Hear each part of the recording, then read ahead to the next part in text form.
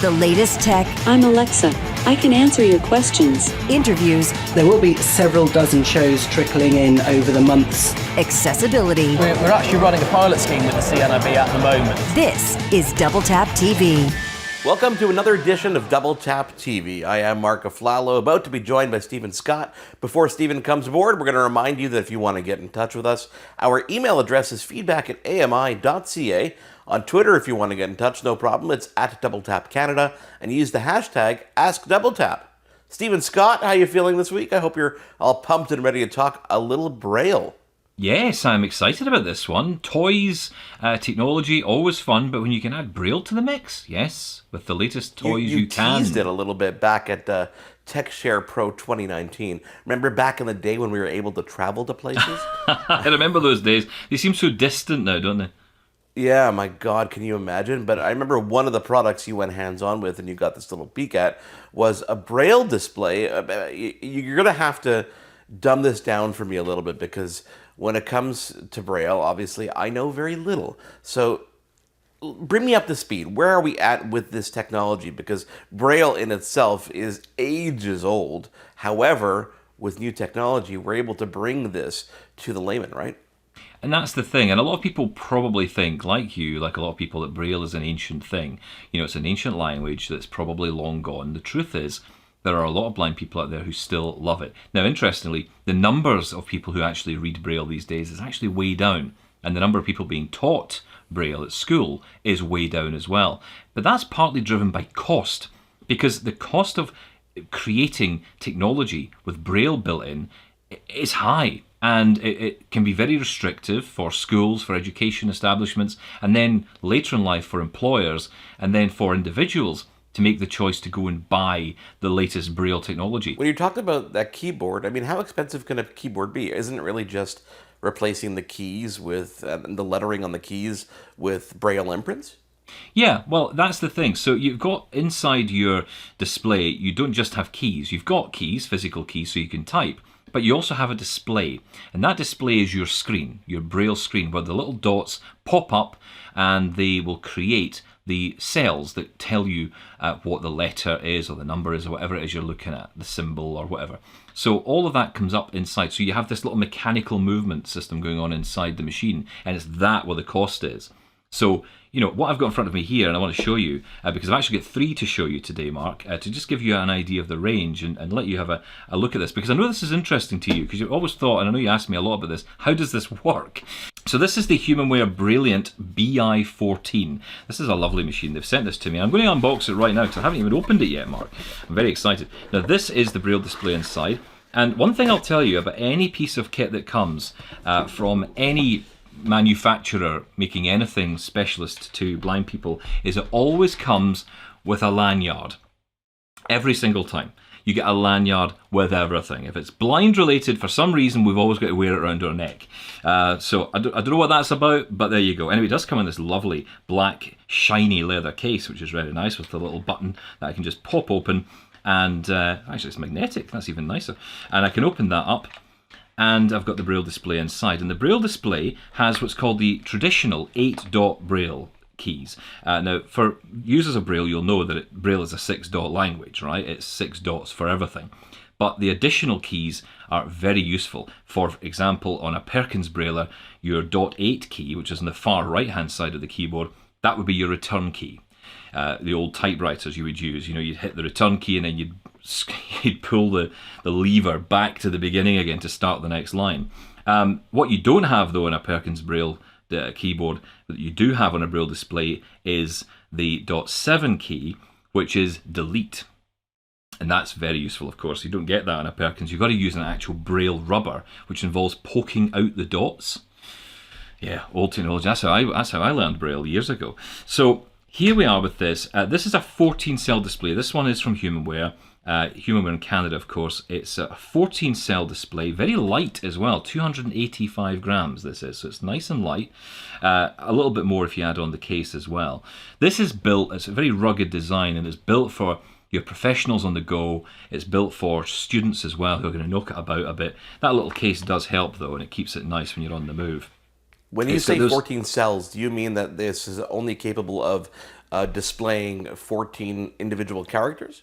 So that's an excellent question, because that a lot of people would assume that. And you're right, actually. If you read grade 1 Braille, which is essentially the alphabet, A, B, C, D, E, F, G, that's what grade 1 is, then you would have A, B, C, D, E, F, G up to the 14th character, right?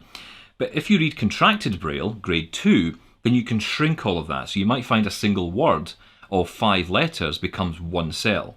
So very quickly you can realize why we have a 14-cell display, because if you read grade 2 Braille, you're going to get so much more on there. You could get a sentence on there very easily. So I guess the equivalent would be almost like short form, kind of like what a stenographer uses in a courtroom, where they're able to type a lot quicker and have, you know, short form to make larger words. I guess a good comparison would be the way we interpret Chinese or Oriental characters to be, where one character could be an entire word. That's right. That's it exactly. Yeah. And that's what this is. I mean, this is a language all to itself. Some people don't like calling it that. Some people say it's a reading method. It is a language, you know, for sure. But this is a great little device. It's got a nice little joystick as well, and I'll explain what that's for in a minute. But this is about connecting to other devices, as well as standalone. This particular one, the BI14, has got the ability for note-taking built in. You can connect it via Bluetooth to an app, the Brilliant Sync app, which will let you take your notes on the move with you. It actually will take a note. You could sit in a class or at your work and take notes on the keyboard, and then what would happen is those notes would stay on the machine, they would sync to your phone and also your desktop, maybe Outlook or the Notes app on your iPhone. Wherever you want those notes to sync up, they will go, and that means you've got your notes always with you that you can go back and read. And on the point about iPhones, this is a key point. iPhones, Android, PC, Mac, any system basically, any computer, any phone now, you can connect this to it and control your device with it. I could control a Windows PC with this, I could control an Android phone or an iPhone or an iPad, anything, quite frankly. If it's got Bluetooth connection, I'm able to hook this up. Hey, I could even hook this up to my Apple TV if I wanted and control that with it. It's amazing. So, and of course having that screen makes all the difference. So basically what brings this price point up is the fact that there's things like onboard memory and the onboard note taking. There's features that really do quantify the price. There are, but the interesting thing about this is that it's really about the external features to this. It's not so much what this is. I mean, they're all of the ones I'm going to show you today are Braille displays that have the ability to type and enter information in, store that information on board, either on internal memory or external memory. But it's the other features as well. Are the dots mechanical? Is it going to make a noise while it actually works? Or is this a very silent machine?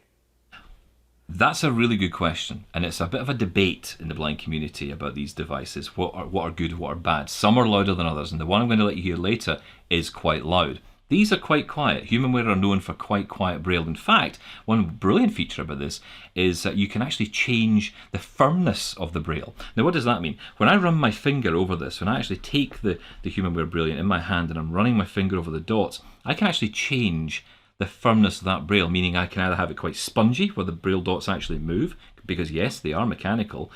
So it's actually mechanical mechanism inside that's pushing the dots up. I can push down on that, and I can either have it firm, so I can, if my fingers aren't quite as sensitive as maybe they used to be, then I can firm up that Braille, or if I'm younger, probably, more than likely, I'll be in a position where I will want to have a bit more flexibility in my dots. So, like I'm saying, there are so many things you can do with this. These are features inside this one, and in terms of price, well, you might be interested to know this one comes in at a cool $1,390 from HumanWare Canada. So that's a considerable price, but you do get a lot for your money, even though it is a keyboard with a small screen. We've got a couple more Braille displays to talk about, but we're going to take a quick break, Steven. It is Double Tap TV. When we come back, I want you to dive into that joystick a little bit before we move on to the next one. It is Double Tap TV. He is Steven Scott. I am Marc Aflalo. Stick around. We're back with more Braille displays after this. For more great Double Tap TV content, visit ami.ca/doubletap. This is Double Tap TV.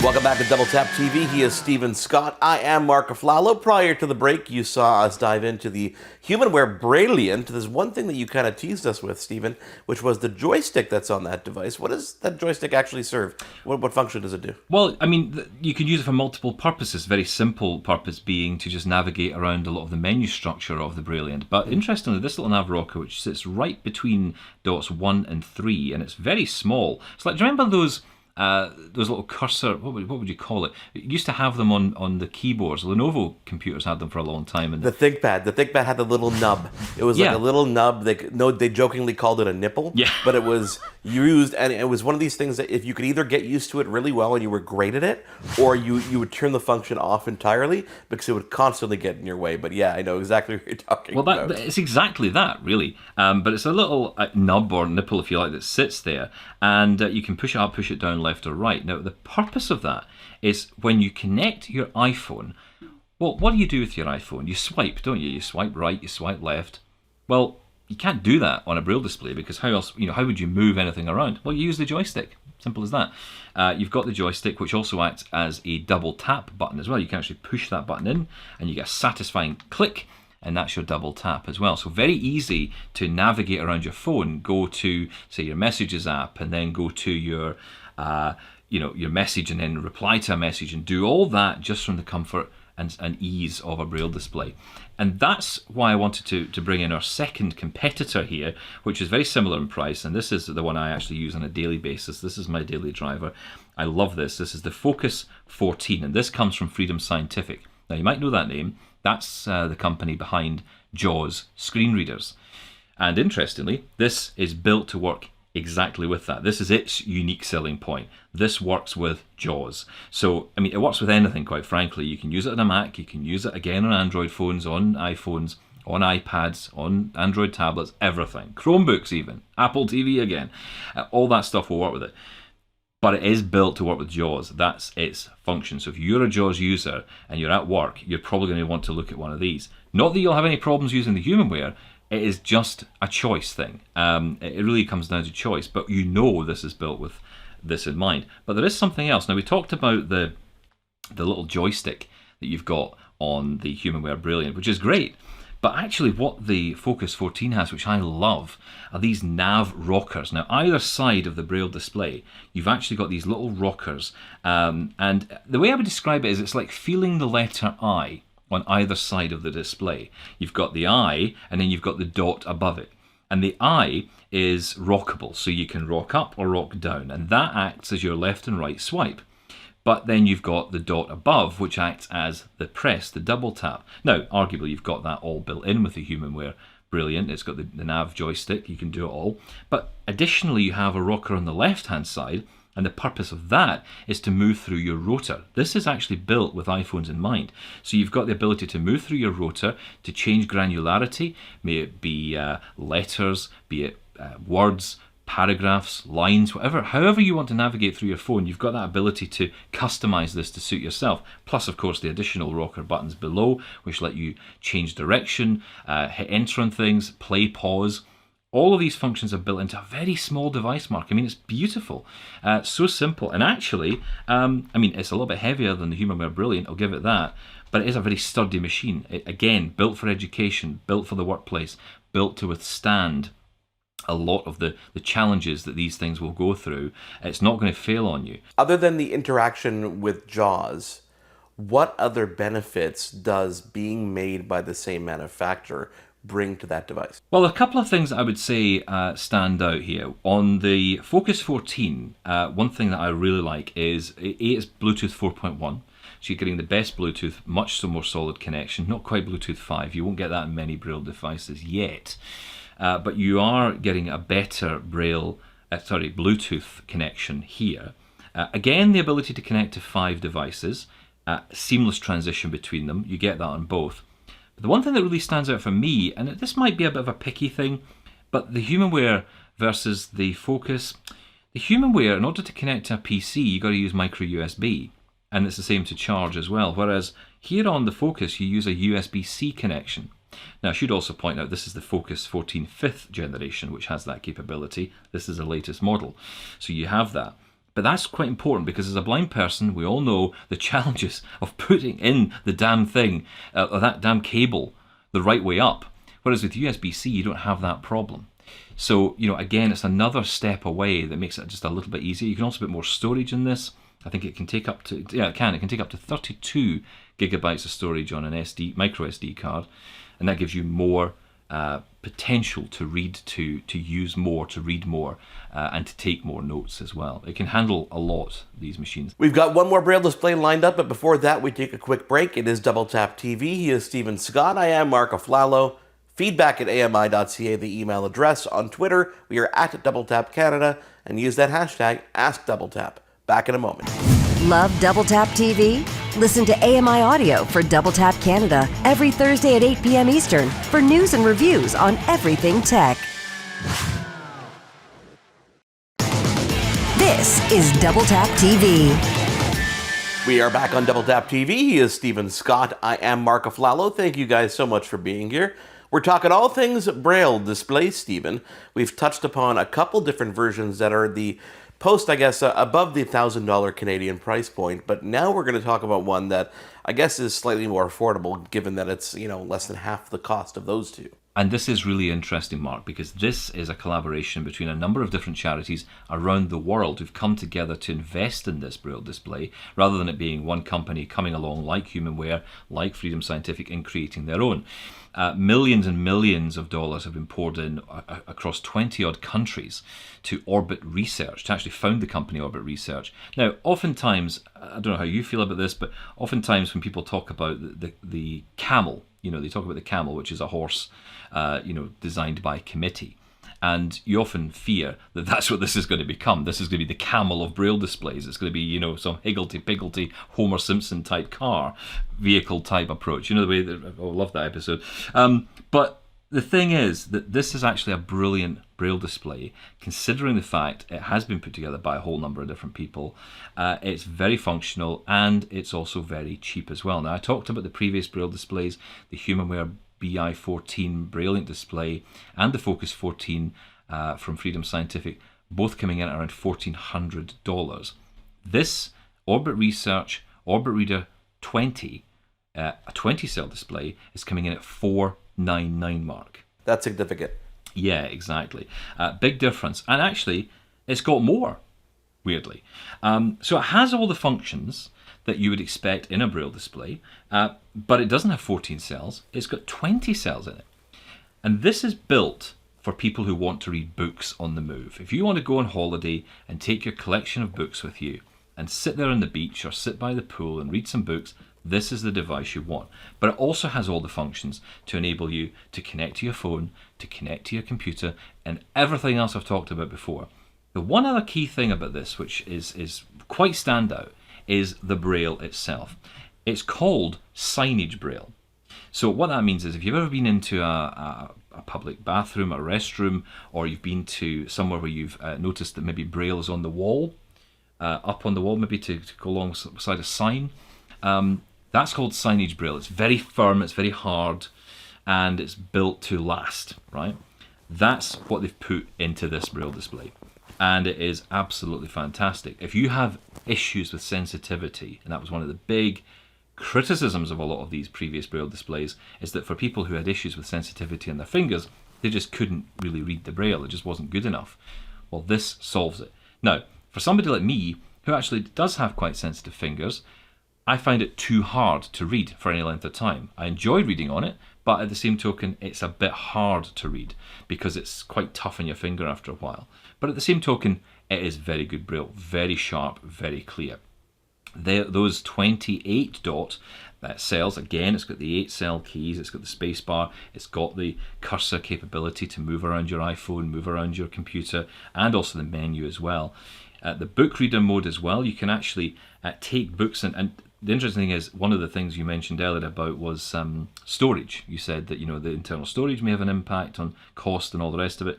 Well, on this one they got around that by just not putting any storage in. In fact, just having a little SD card inside it. So everything's on that SD card. As soon as you take the SD card out, the Orbit Reader 20, it's pretty much irrelevant. It'll just become a display and that's it. You can put the memory back in very easily just by popping an SD card in, a full-size SD card. It takes up to 32 gig again, and away you go.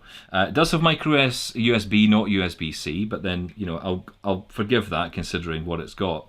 It's got note taker mode as well, which lets you just take notes on the move, and you can just use it as a note taker if that's all you want, or again you can connect it up to your phone. It's a lot in a very small package, and if we compare the three next to each other, you'll find that it is definitely the biggest of the lot. It's about, in terms of size, you're talking the Focus 14 is much smaller, much thinner. The Orbit is much bigger, more like an actual paperback book, a small paperback book in terms of size.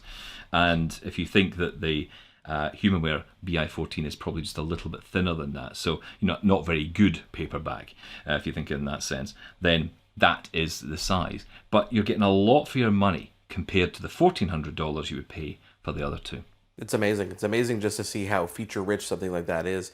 And correct me if I'm wrong, but so all of these work not only as displays, but also work as keyboards themselves, right? That's what I'm getting at the end of the day, is that, the number of keys obviously make a big difference in the experience overall, right? Well, that's it. So for me, the reason I wanted to go down the route of a Braille display as opposed to just using a QWERTY keyboard with my phone is because I've got the flexibility to write very quickly, very easily on something that's very portable, that's very small, but crucially, I can input, as well as inputting to my phone, I can read back in silence. I've got voices in my ears all the time talking to me. Not just you, Mark, but, computer voices and everything else that's talking to me all the time. And it would be, sometimes you just want to shut all that off and just read in peace. And these devices allow you to do that. So, you're looking at some really impressive kit here.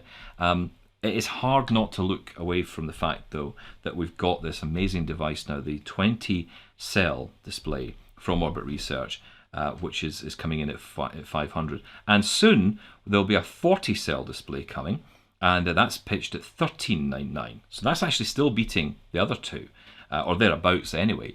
And just from Orbit Research as well, it's maybe important to say that there's due to arrive soon an Orbit Writer. And that is only the keys. So that will be just a keyboard, no display, and that is purely for input into an iPhone or indeed any other smartphone. That is slated coming in at around $99. So you're seeing, Mark, how the Braille technology, the ability to use Braille, is starting to get into the mainstream, and it's starting to come down in price and be more affordable, and that can only be good news for all of us. Well, it's amazing how technology makes that experience that much better and helps set things apart. Because if you look at the price range, there are options for every single price range. And that means that anybody can go out and get, one of these devices and not really worry about compromising features when they're spending less or spending more. And if you want to go to the top end, you can get a Focus 80 if you want one.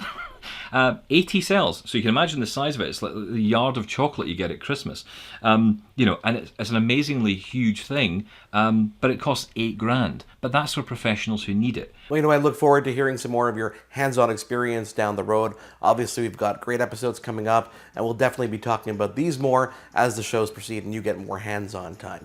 Guys, thank you guys so much for being here. On behalf of Steven Scott, I am Marc Aflalo. This has been Double Tap TV. For more great Double Tap TV content, visit ami.ca/doubletap. Hosted by Marc Aflalo and Steven Scott. Editing, Will Attar and Marc Aflalo. Production assistants, Wendy Kaufman. Integrated Describe Video Specialist, Ron Rickford. Coordinating Producer, Jennifer Johnson. Director Production, Kara Nye. Director Programming, Brian Perdue. VP Programming and Production, John Melville. President and CEO, David Arrington. Copyright 2020, Accessible Media, Inc.